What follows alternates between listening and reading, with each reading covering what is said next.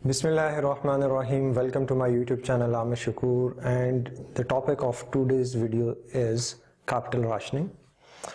आज जो हम डिस्कस करने लगे हैं वो है कैपिटल राशनिंग क्या है। ये हमारे एफएम का आज जिस तरह आपको पता है कि ये क्लासेस चल रही हैं, तो आज हमारा टॉपिक है what is capital rationing and types of capital rationing, difference between hard and soft rationing, single period and multi-period capital rationing, what are divisible projects and indivisible projects, and what are mutually exclusive projects.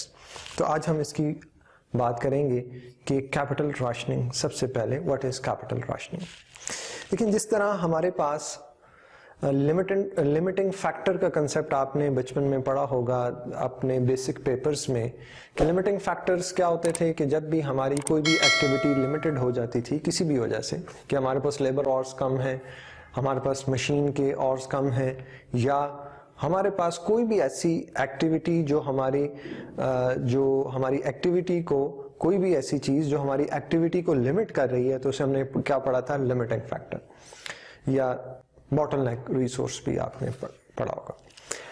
अब इसी तरह जैसे हम financial management की बात कर रहे हैं और हम फाइनेंस की बात कर रहे हैं, अगर हमारे पास जो पैसे हैं, जो फाइनेंस है, अगर वो हमारे पास लिमिटेड हो जाए तब हम क्या करेंगे। तो जाहिर बात है, जिस तरह आपको याद होगा कि जब हमारे पास लेबर आवर्स कम थे तो हमने क्या कोशिश की थी कि हम हर घंटे से मैक्सिमम आउटपुट लें। अगर आपका कल पेपर हो और आपके पास 10 घंटे टोटल टाइम स्टडी का अवेलेबल हो, तो आप वो 10 घंटे कौन से एरिया को देंगे जहां से आपको कंफर्म होगा कि ज्यादा से ज्यादा एग्जामिनर जिस एरिया को टारगेट करता है, आपने उस एरिया को ज्यादा क्या करना है, फोकस करना है। आप उन एरियाज को नहीं देखेंगे जहां पे या क्वेश्चंस नहीं आते, या आते हैं तो बहुत कम मार्क्स के लिए आते हैं। तो इसका मतलब क्या है कि आप अपने उन 10 घंटों की प्रोडक्टिविटी को एनहांस कर रहे हैं। आप कह रहे हैं उससे मैं मैक्सिमम रिटर्न लूं। क्यों? क्योंकि आपके पास घंटे जो हैं वो और 10 घंटे हैं, लिमिटेड पीरियड है। तो इसी तरह अगर आपके पास फाइनेंस लिमिटेड हो जाए तो अब हम क्या करेंगे। अब इस कंसेप्ट को क्या कहते हैं, कैपिटल राशनिंग, कि हमारे पास जो फंड्स हैं, जो इन्वेस्टमेंट करने की जगह है, जहां पे हम इन्वेस्टमेंट कर सकते थे, वो तो हैं, बट हमारे पास फंड्स नहीं है, लिमिटेड फंड्स हैं। अब जब लिमिटेड फंड्स होंगे तो ये हमारे पास, अब हम क्या करेंगे, अब हम उन फंड्स के ऊपर मैक्सिमम रिटर्न कमाने की कोशिश करेंगे। जिस तरह देखें, हम आम लाइफ के अंदर भी अगर एक बंदे के पास 1 लाख रुपया है और उसके पास 3-4 अपॉर्चुनिटीज हैं, तो अब वो उस 1 लाख को कहां पे इन्वेस्ट करेगा, जहां पे उसके पास मैक्सिमम रिटर्न आएगा। तो कैपिटल राशनिंग का कंसेप्ट क्या है कि अगर आपके पास लिमिटेड फाइनेंस अवेलेबल हो तो उसे हम कैपिटल राशनिंग कहेंगे। Next is types of capital rationing. अब 2 तरह की हमारे पास राशनिंग हो सकती है, हार्ड भी हो सकती है, सॉफ्ट भी हो सकती है। What is difference between hard and soft. Hard में क्या है कि आपके पास जो लिमिटेड फाइनेंस है, जो लिमिटेशंस हैं, वो एक्सटर्नल फैक्टर्स की वजह से, कि आपने किसी इंस्टीट्यूशन से लोन लिया और उसकी कंडीशन है कि आपने ये, जब तक हमें लोन वापस नहीं कर देंगे तो आप ये पैसा किसी और प्रोजेक्ट में इन्वेस्ट नहीं कर सकते। फाइनेंस सबसे पहले आपने हमें रिटर्न करना है, उसके बाद आप कोई नया प्रोजेक्ट स्टार्ट करेंगे। अब इस तरह की जो राशनिंग होगी वो कौन सी होगी, वो hard rationing.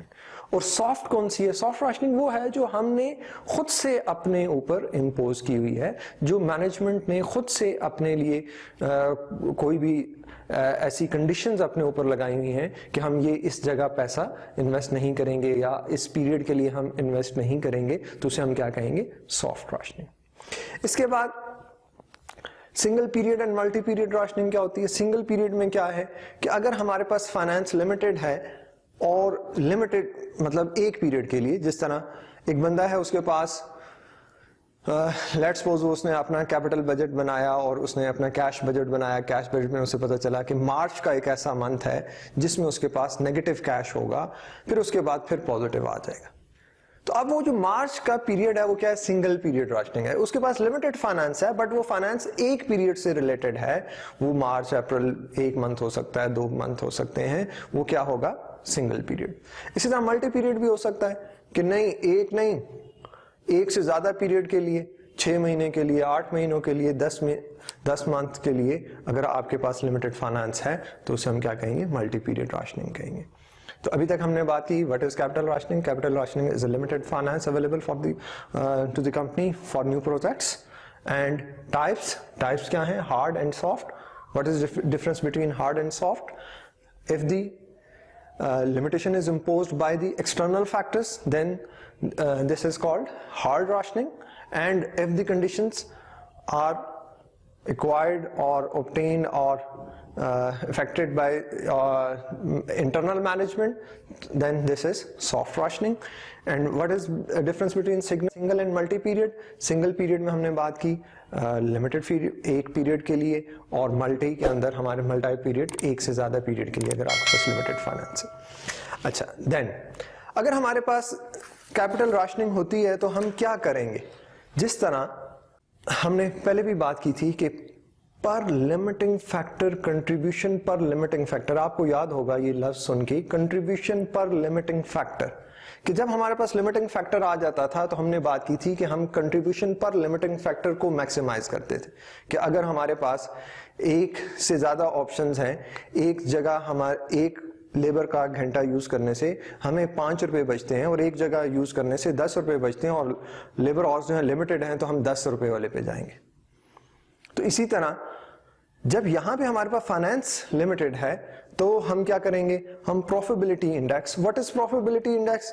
Profitability index is just like same as we studied in limiting factor, contribution per limiting factor.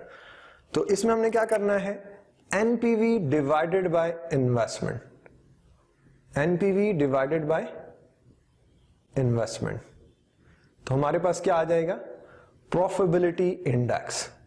तो जिस भी प्रोजेक्ट का प्रॉफिटेबिलिटी इंडेक्स ज्यादा होगा, what is profitability index? Means पर डॉलर जहां से हमारी अर्निंग ज्यादा होगी हम उस प्रोजेक्ट में अपना पैसा इन्वेस्ट करेंगे। क्लियर है बात? कि पर डॉलर जहां से हमारी अर्निंग ज्यादा होगी उस प्रोजेक्ट में हम इन्वेस्ट करेंगे। अब देन प्रोजेक्ट्स किस तरह के होते हैं? अभी हमने बात की थी डिविजिबल प्रोजेक्ट्स भी होते हैं, डिविजिबल प्रोजेक्ट्स भी हैं और इनडिविजिबल प्रोजेक्ट्स भी हैं। डिविजिबल प्रोजेक्ट्स क्या हैं? जिन्हें आप इन पार्ट्स कर सकते हैं। इन पार्ट्स का मतलब क्या है कि अगर आपके पास लेट्स सपोज 1 लाख रुपया है, 80,000 आपने एक जगह दे दिया जिसका पीआई ज्यादा था, दूसरा जो 20,000 है आपने एक दूसरे प्रोजेक्ट में डाल दिया। तो इसका मतलब क्या है, दूसरा प्रोजेक्ट कंप्लीटली आपने नहीं किया बट उसमें आपने कुछ पोर्शन इन्वेस्ट कर दिया। तो ऐसे प्रोजेक्ट्स को क्या कहेंगे, डिविजिबल प्रोजेक्ट्स। इनडिविजिबल प्रोजेक्ट्स क्या होंगे? ऐसे प्रोजेक्ट्स जिनको आपने या तो फुली करना है या नहीं करना। बात समझ आ रही है? डिविजिबल प्रोजेक्ट्स क्या हैं? एक से ज्यादा प्रोजेक्ट्स हैं और आप इन पार्ट्स उनको कर सकते हैं। इनडिविजिबल प्रोजेक्ट्स क्या हैं? जिनको इन पार्ट्स नहीं किया जा सकता, उसे हम क्या कहेंगे, इनडिविजिबल प्रोजेक्ट्स कहेंगे। तो फिर उसमें हमने क्या करना होगा, उसके अंदर हम बात कर रहे होंगे ट्रायल एंड एरर मेथड को, हम डिफरेंट कॉम्बिनेशंस बना के देखेंगे। जिस कॉम्बिनेशन में पीआई मैक्सिमम होगी, एनपीवी जहां से हमें मैक्सिमम मिल रही होगी, हम उन प्रोजेक्ट्स के अंदर इन्वेस्टमेंट करेंगे। साथ ही साथ mutually exclusive projects. What are mutually exclusive projects? वो प्रोजेक्ट्स, देखें अक्सर ऐसा होता है कि आपके पास एक एसेट, अब आपके पास let's suppose A B 2 projects हैं जिसमें एक ही मशीन यूज होनी है। अब अगर आप ए में इन्वेस्टमेंट करते हैं तो आप बी में नहीं कर सकते, अगर आप बी में करते हैं तो ए में नहीं कर सकते। तो these 2 are mutually exclusive projects.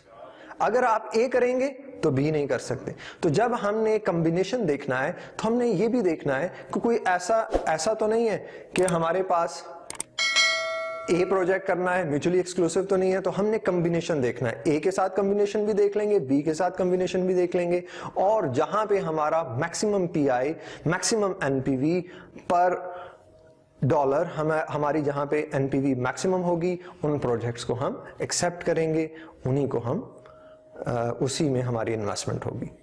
Thank you so much.